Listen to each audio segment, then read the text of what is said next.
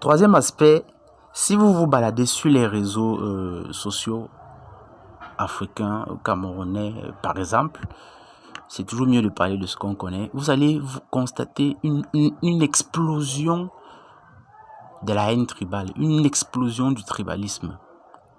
En réalité, les gens ne se définissent pas comme Camerounais, comme Ivoiriens, comme Gabonais. Ils se définissent avant tout par leur tribu. Ouais. Et par le rejet des tribus des autres. Donc, il n'y a pas ce sentiment national-là qu'on aurait souhaité avoir dans un pays qui se dit souverain, libre, indépendant et fier.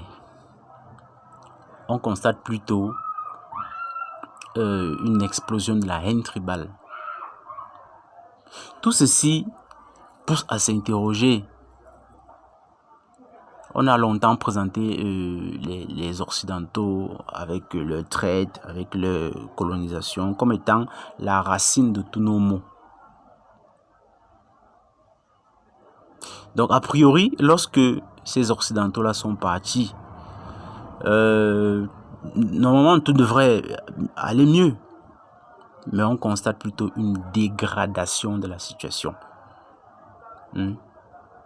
Ce qui confirme mon hypothèse selon laquelle ce n'est pas vraiment les Blancs qui ont fait du mal à l'Afrique. En réalité, les Africains n'avaient même pas besoin de Blancs ou de quelqu'un d'autre pour se faire du mal. Les Africains savent très bien se faire du mal à eux-mêmes.